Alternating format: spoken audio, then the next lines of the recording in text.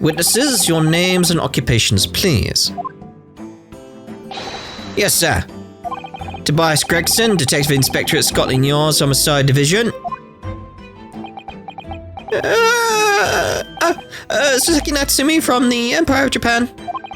My government ordered me to come here as a student to study your language and culture. Mr. Natsumi. Yes, my lord. Sir. I'm quite sure, if I'm not mistaken, that you swore an oath never to set foot in my courtroom again. I remember it as if it were yesterday. The day before, in fact, my lord. But close enough. Believe me, this is the last place I want to be. Inspector, let's hear from you first. Explain the case for the court. Right you are, sir. The incident occurred at the Gaideb household where the defendant has lodgings. In the ground floor room of the victim, Mr. William Shamspeare, the defendant had already admitted to visiting the victim on the night in question. Mr. Shamspeare collapsed in his room as a result of poisoning by strychnine. It was found the following morning when the landlord, suspecting something was wrong, broke down the door.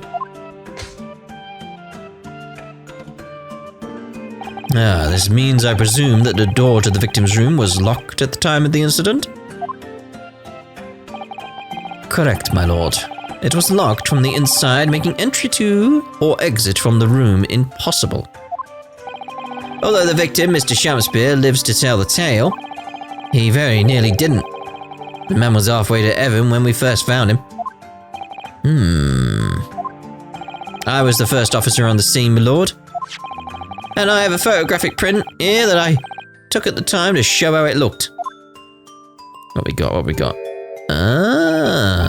There's some kind of liquid on the floor below the gas meter. And the window itself doesn't have the mortar disappeared around the bricks. That's the two things I can see here that seem different. Where's the soap on the floor as well? Okay. Yes, a chilling scene indeed. The man looks very much deceased. That's right. Everyone present believed that's exactly what he was.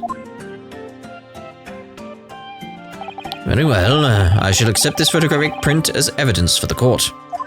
The crime scene photograph has been entered into the court record, a photographic print of the scene taken by police upon their arrival. The victim can be seen unconscious at the table, having been poisoned. Now then, Mr. Natsumi. Yes. As the defendant, do you have anything to say at this juncture? They're haunted. Haunted by evil spirits. Good gracious. What's haunted? My lodgings. There's been a whole series of strange happenings in my lodgings. The tenant before me died in mysterious circumstances. A woman was stabbed by no one on the street outside. My neighbor was poisoned. And me. What about me? I've nearly been killed countless times. Killed, Mr. Natsumi? How? Even on that fateful night it happened, when I returned from Mr. Shamspeare's room. I lit my gas stove and climbed into bed, but before long, the stove went out, and somebody tried to kill me. The stove went out? Like, you did say that, right? Yeah? I lit my gas stove and climbed into bed, but before long, the stove went out. So the gas is key to this. The gas is key. You must always extinguish all fires before retiring for the night, Mr. Natsumi. But it's so cold. My runny nose would freeze. Point is, I didn't poison my neighbor. Oh, why am I being accused of this? Why is my existence so cursed? Thank you, witnesses. I believe I have a reasonably clear picture of events. If I could raise one more point, my lord. One more conclusive point. Conclusive? Go on. Fortunately, the victim, Mr. Shamspeare, has regained consciousness after his ordeal, and he has named the true culprit. The poison consumed by the victim was administered in a cup of tea that he drank on the night in question. Tea, my lord, that was brought to the victim's room by the accused. The accused? Good grief! Oh, this is quite... Tea? How dare they? Oh! Order, order! Yes, that's the crux of this whole case. If Soseki-san is innocent, then why? Why has the victim accused him? Well, Mr. Natsume, what have you to say to this accusation and absolute disgusting treatment of tea? That evening, yes, I did take some freshly brewed tea with me when I visited Mr. Shamspeare's room as a gift. The public water pump outside always freezes at night, so I brought bottled water especially to make it. And this is the result. Never will I touch tea again, never. Oh my. Oh my, quite a traumatic experience. The public pump was frozen, you say? It's not information we've heard before. That will do, thank you. Now, according to our laws, the defense must have the opportunity to cross-examine witnesses at least once. Therefore, I call upon these witnesses now for a formal testimony. I presume the prosecution has no objection. None whatsoever, my lord. Good. Then you will give your account of events on the night in question to the court now. Yes, my lord. Alrighty. Witness testimony. The Catastrophic Night. It was around 9 o'clock that evening when I visited my neighbor and I took some tea with me as a gift. We had a heated literary debate over a nice hot drink, after which I went back to my room at around 11. Oh, my tea was completely harmless. He couldn't have locked the door behind me otherwise, could he? That's a good point. Strychnine takes some time to have an effect on the body. People don't keel over immediately after taking it. No. The victim would have been perfectly be able to lock the door after his guest left. The argument still stands. Oh. That could have been the way... That was it? Okay. Yes, I see. It all seems relatively straightforward. Excuse me, but that testimony does raise one rather crucial point, I think. Mr. Natsumi claims his tea to have been harmless. Presumably, though, the teacups have been examined for traces of the poison, haven't they? Why didn't I think of that? Well, as it happens, no. We haven't been able to. Did I hear you correctly, Inspector? Scotland Yard has failed to examine the suspect substance? How could you have overlooked something so important? Isn't that the first thing you should have done? My learned Nipponese friend is falsely incensed. But the inspector said Scotland Yard was unable to examine the tea, not that it was overlooked. Unable? Why? It's simple enough. There was none left. Not a drop. You can't even get a trace from the outside? Nothing? Someone must have been very thirsty indeed. Like I said, you drink every last drop of tea. You just do. It's polite. But even then, like the surface will have something on it. It'll leave residue because something was left behind. There was a residue on it. We saw the circle. So, you know. Oh, maybe this covers it right here. With current scientific techniques, it's not possible to test for poison under such circumstances. Yes, and maybe just at this point in history, you wouldn't be able to test the surface. You'd need the actual liquid. Maybe that's the key thing there. We only needed a drop, but that one drop does actually have to exist, funnily enough. The lack of examination notwithstanding, it appears nothing other than the tea passed the victim's lips on the night in question. I see, thank you. The matter is clear. Cast your eyes over the jury, my learned friend. You can see it in their faces, I'm sure. The recognition of the accused's guilt. Your client's fate is all but sealed. In mere moments from now, you will lose and your compatriot will be damned for all eternity. He's right. I can feel all 6 of the jurors looking daggers at me. But I can't let them beat me down. I won't. Counsel for the defense, proceed with your cross-examination. Yes, my lord. Cross-examination, right, here we go. The Catastrophic Night. It was around 9 o'clock that evening when I visited my neighbour and took some tea with me as a gift. Let's press on everything we can at this point. We need as much info as we can get. Hold it! Hold it! Were you and your neighbour good friends then? No. We weren't friends. Not at all. Not at all. Never. Ever. A simple no would have sufficed. Yep, put that back up. Then, why did you decide to pay him a visit?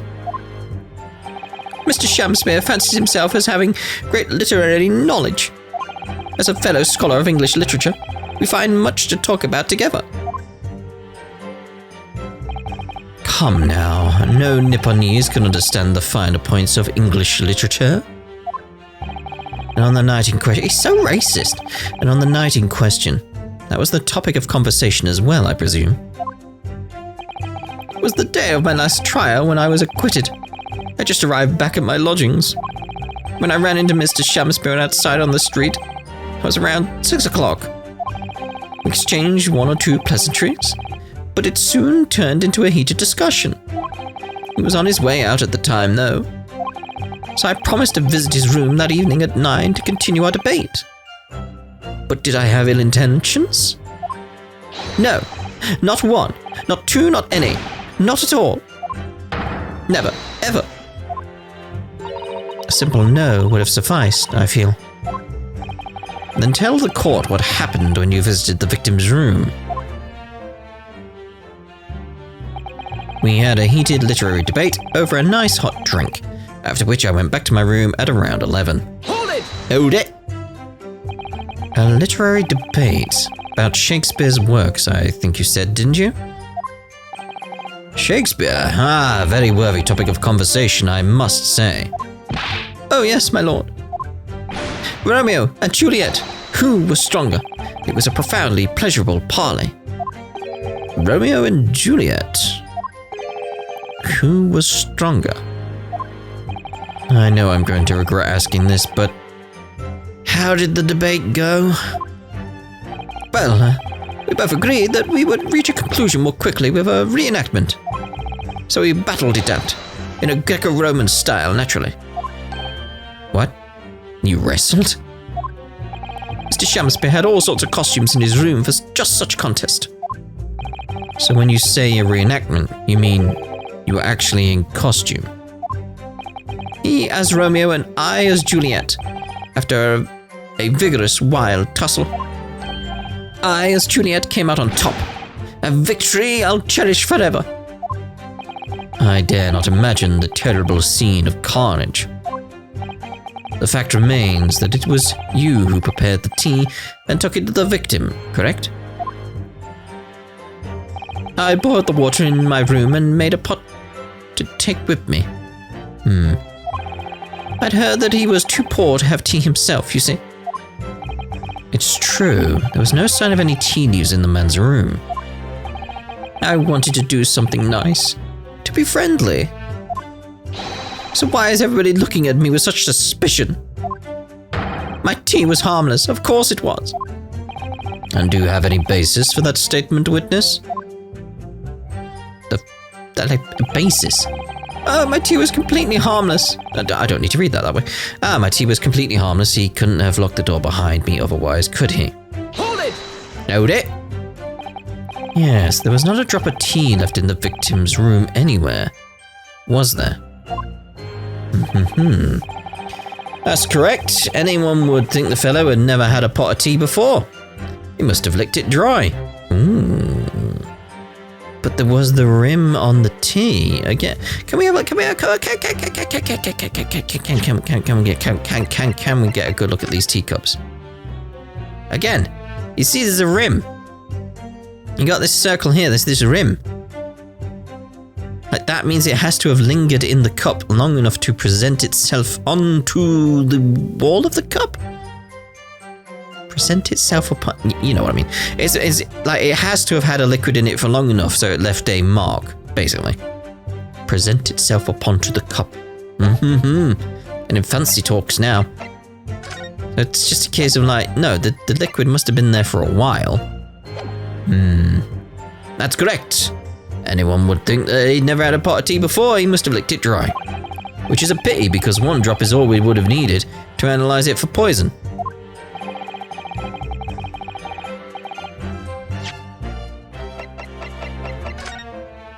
That's the tea.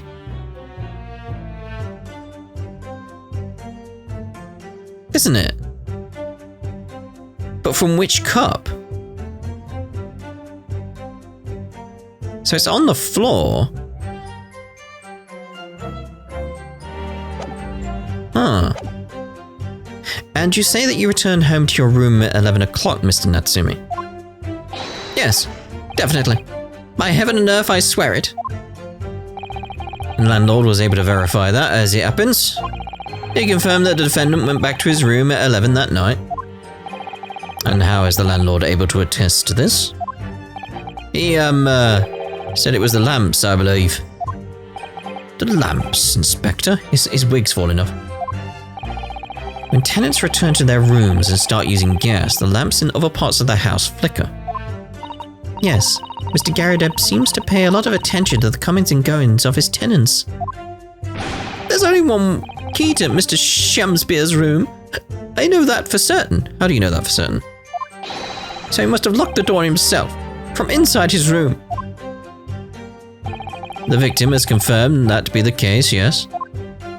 So I'm right. My team was harmless, completely harmless. If you take poison, you die. Everyone knows that. It's not that simple, I'm afraid. What do you mean? Right, next bit then. Strychnine takes some time to have an effect on the body. People don't keel over immediately after taking it. Alright, let's press on that then. Hold it! How long does it take for symptoms to appear then? According to the coroner I was speaking to at the yard, about 30 minutes after the poison's been consumed. And the victim suffers violent convulsions, cramping and stiffness. Eventually dies from asphyxiation. So there's a 30-minute interval between when the poison is ingested and the onset of symptoms. Seems to be a lot of different types of poison in the world, that's for sure. Oh dear, death by poisoning again. It's always so awful. 30 minutes is a long time. Certainly long enough for the victim to have locked the door behind the accused after he left. Can't deny that. And it further degrades Soseki-san's alibi. I have the medical report from the doctor who examined the victim here, my lord. Spells it out, really. The accused is the only person who could have done it. Very well, the court will add this report to the court record as evidence. Victim's medical report has been entered into the court record. A report issued by Scotland Yard's medical officer obviously mentions the poison as well as other details gleaned during the police investigation. Oh yes, I see it here. Delayed onset of symptoms. Great. Let's have a look at that. Yeah, the victim, blah, blah, blah, blah, blah, mate. But I want to have a look at the court record. So let's see here. So, want to examine it. William Shamspeare, 31. Cause of coma. Ingestion of a small quantity of strychnine. Toxic effects present 30 minutes after ingestion. High likelihood of the substance having been mixed with the tea the victim was drinking, but no sample could be obtained for testing. Convenient. Investigative conclusions. The poisoning incident occurred around 1:30 a.m. on 21st of February. Assessed from the victim's pocket watch that appears to have broken when the man collapsed after the delay onset of symptoms. No container for the poison was found at the scene, so it must have happened at 1 AM that he got poisoned then based on that. So if it takes about 30 minutes to kick in, he must have been poisoned at 1. What was said about everything else? I'm trying to remember now. The timing is key for all of this. So the victim would have been perfectly able to lock the door after his guest left. The argument still stands. Hold it! The argument still stands, you say? This is what Mr. Natsumi has been saying, isn't it? The pair of them drank tea together that night, so if there was poison in it, the victim wouldn't have been able to lock the door after the accused left later on. Exactly. Oh, I mean, my dear innocent, sweet and innocent, I tell you. I'm afraid, sir, that doesn't follow. You see, strychnine is a slow-acting poison. In other words, it takes time for symptoms to appear. Yeah, we know the 30 minutes, but... So you could have left the room up to 30 minutes after the victim drank the tea. And as long as you did that, Mr. Shamspeare could have locked the door after you'd gone, yeah. But no, we drank the tea straight away. The battle over whether Romeo and Juliet was stronger, that came after the tea. Do you have any evidence to support that statement? Yeah. In my great homeland, the Empire of Japan, we have a saying, drink tea while it's hot. Sure, a proverb will satisfy the prosecution. I mean, that's how it is in the UK as well, so... I'm afraid there's no conclusive proof to support the defendant's assertion. Yes. On the contrary, there are sufficient grounds to infer his guilt in this matter. No. That's the extent of their testimony, is it? If I could voice a personal opinion, Mr. Naruhodo. Of course, go ahead. Mr. Natsumi is arguing for his innocence so adamantly, and so persistently. Yet Inspector Gregson just brushes what he has said aside. It's really quite infuriating. I agree, so we go after Gregson, is what you're saying. So we need to find an inconsistency in what the inspector is saying, I think. I'm afraid so. As things stand, the jurors are sure to find Mr. Natsumi guilty. As I see it, what we need to focus on is the poison and the tea. Let's listen carefully to this testimony again. Yes. Let's focus on Gregson then. It was around 9 o'clock that evening when I visited my neighbor and took some tea with me as a gift. We had a heated literary debate over a nice hot drink, after which I went back to my room at around 11. So if you went to 11, it's like that to me breaks everything apart right there, right? Like that should be it. Because it's like, as I said, it's like, it takes half an hour to kick in. So it has to have been, based on everything that's said here, has to have been at 1 AM that he got poisoned. And based on everything else we know, like with the gas lamps and stuff like that, like the 11 that he left would have been confirmed. So let's present that? Objection. Give it a go. Mr. Natsumi, you say it was 11 PM when you left to return to your room, correct? Yes. And Inspector Gregson, can we rely on the information in the medical report unconditionally? Of course we can. There's no problem with the report, Sunshine. Actually, I think there's a very big problem. Because there's a chronological inconsistency between it and the defendant's testimony. A what? What are you on about?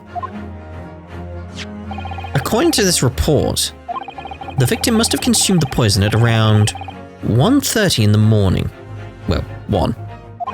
And yet, the defendant, Mr. Natsumi, left the victim's room at 11.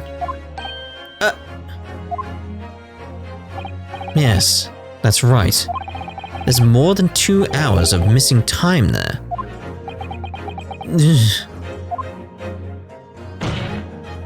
In other words, if there was poison in the tea that Mr. Natsumi brought to the victim's room, how could the victim have fallen ill to it 2.5 full hours after the defendant left? Oh, why are you doing it, what? The defense's argument is entirely reasonable. How do you respond, Lord Van Zykes? He's got something. He's got something. Nope, he's filling up his cup.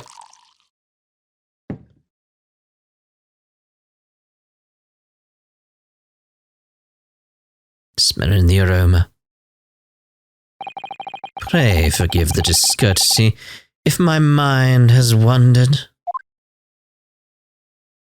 I was considering what cuisine would be best to complement the contents of my hallowed chalice this luncheon. How could it have happened, you ask? I do hate to shatter illusions, but my Nipponese friend appears to be chasing a phantom idea. A phantom? Is it so hard to imagine that the victim drank his tea after the accused had left? Yes. Tea? After hours? No, mate. No, no, no. For example, at the time stated in the medical report, yes, at around 1:30. Objection! Mr. Natsumi brought the tea with him to drink together with his neighbor. And in Japan, there is a well-known saying, drink tea while it's hot. Objection! And in my country, there is an even more apt saying, there is nothing more refreshing than cold tea. What? No, that's not a saying here. The point is, if there was such a long gap, there may be other ways to explain how the victim came to be poisoned. Other possibilities. What sort of possibilities, Counsel? You drink tea when it's hot, by the way. Well, for example, the man could have had another visitor. Another visitor. That's a very bold assertion, my learned friend, from someone who has nothing to substantiate it. Or the victim could have taken the poison of his own volition. You suggest this may have been suicide, Counsel? Objection! Mr. Shamspeare has categorically denied suicide. The idea can and must be discounted. Objection! But he could be lying.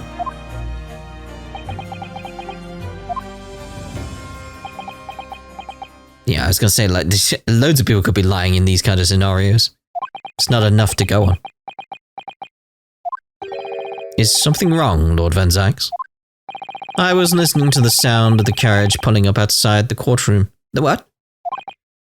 Pray forgive the discourtesy. Carriage? What carriage? It would seem that the key player in this case has just arrived. Hold it!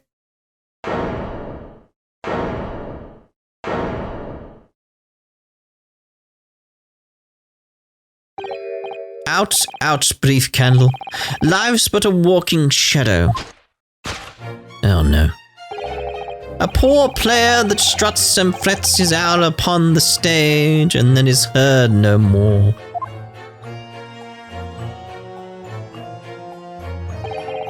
It is a tale told by an idiot full of sound and fury, signifying nothing.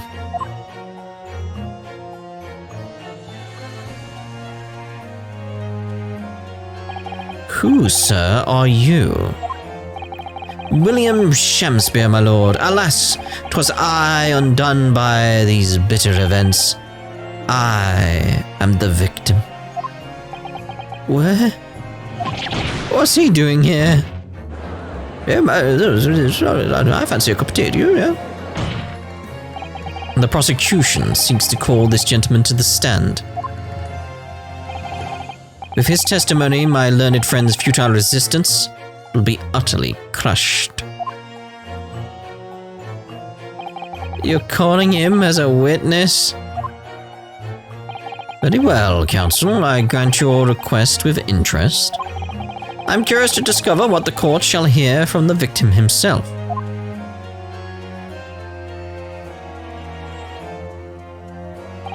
Happy am I, Shamspeare, to regale thee with my tale of woe, my lord. But I still have my own tale to tell. My own tale of worse woe. I can regale the court with the tale of my perfect innocence in perfect English. That will do, Mr. Natsume. Let the court now hear from the victim.